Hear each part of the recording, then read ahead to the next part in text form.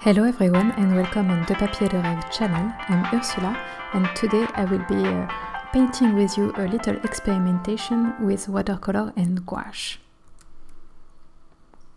And for this experimentation I've chosen a subject that I love, and it's a little bit easier for me because I'm painting flowers a lot. So I will be painting daffodils today, and I will start with a background with only watercolor, and then I will construct my painting, the rest of my painting with gouache. So for my first layer, I'm just working with watercolor, and I'm using Indanthrene blue for my first color, and a little bit of Cobalt violet and Aussie red gold. And I want everything to be very flowy, very blurry, and I don't want any hard edges anywhere. I just want a lot of fluidity, a lot of water on my paper, and that's it. Even if I have colors everywhere, I will try to keep some area a little bit lighter than others, because my daffodils are white and I need some area to be a bit whiter than elsewhere. So I'm using my brush a bit dry to absorb all the pigment in some area, and it will help me to keep this area a little bit lighter. I could have avoided all the flower area, but as I'm working with gouache, which is an opaque medium, I can go back with white gouache to keep my flower very white. So it's not a problem right now. And I finished my first layer by adding some salt on my paper, so that I get a little bit of watercolor effect on this painting. And I'm starting already my second layer, and I had a little problem with my camera, so the first step of my gouache layer is gone and you will not able to see it, but it's alright. I'm just making some marks with white and yellow in order to have an idea where my flowers are going to be, and I keep things very easy and quite not detailed, just because I like this effect.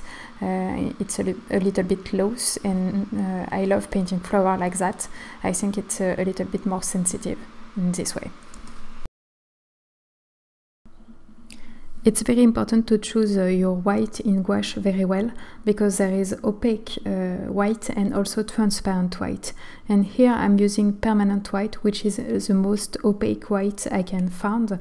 And if you use zinc white, for example, it's a little bit too transparent, and the watercolor underneath my white painting will show a little bit too much. So it's very important to know that there is different white, and choose the one you want to use very wisely. I'm starting to paint the foliage of the daffodil, still with gouache. I've think about painting it with watercolor because it's a little bit more flowy, so it could have been nice also, but I really wanted to try with gouache, but using gouache a little bit like watercolor, with a little bit more water, and make things flow in each other a little bit more than I'm used to with gouache. So I'm using a different brush, of course, because watercolor brush have a tendency to have too much water in their bristle. So I prefer to use acrylic brushes or oil brushes for gouache, because they have less water packed in the bristle, so it will be more pigment on the paper.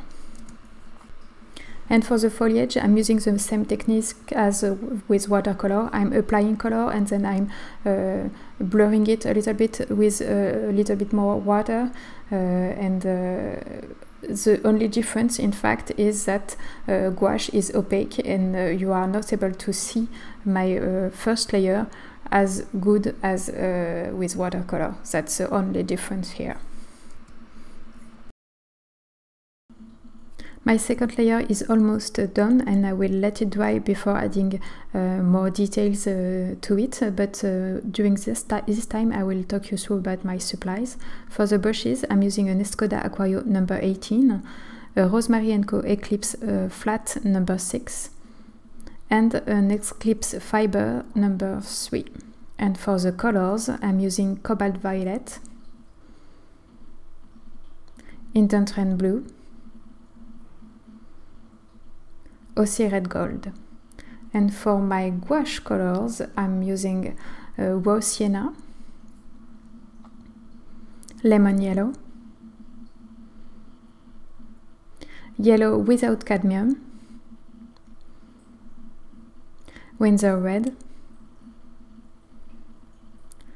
Quinacridone magenta, Ultramarine blue, and of course my permanent white. And my paper today is Arches in rough. I have a tendency to use really more colors, more different colors in my gouache painting than in my watercolor painting, and I don't know really why, but you can totally do this painting with only 4 colors of gouache, 1 yellow, 1 red, 1 blue and 1 white, and that's it. I do like to have warm yellow and cool yellow in my painting, but that's not really what's important here. So for the last step of this painting, I'm adding a little bit more white, and I will add also some details here and there. And I'm just adding more white because even my white is opaque, the most opaque I have. It's still a little bit, it dries a little bit dull, so I do like to come back with another layer of white until I'm happy with the result.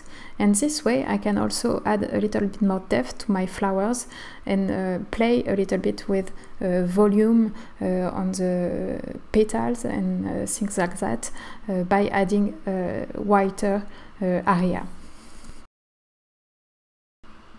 This painting is a really fun experiment, and I do like to combine watercolor and gouache like that because it's really easy to make a very fast background full of color with watercolor. That's not so easy with gouache. And I do like also to add this salt texture to my painting. So here it's the perfect example. I can do that in my background, and then I can paint on top of it with gouache and have a little bit more details in my subject thanks to gouache. So I can have the best of these two worlds from watercolor and gouache in the same painting, and I like that a lot. I will definitely use this technique again because it's super fast to paint a background this way, and I can have a strong feeling on my first layer already with watercolor, and I just have to paint my subject in a very loose way with gouache, and everything is coming together really quickly and nicely. And thanks to the opacity of the medium gouache, you can easily correct some little mistake you see on your painting. You can still add lighter area after dark area or on top of dark area. So it's a really convenient medium to use, and it's maybe a little bit easier than watercolor in this way. And this video is now ending. Thanks for watching, and I hope you like it. Please check the blog post for more information about it and tell me what you think in the comments. See you soon.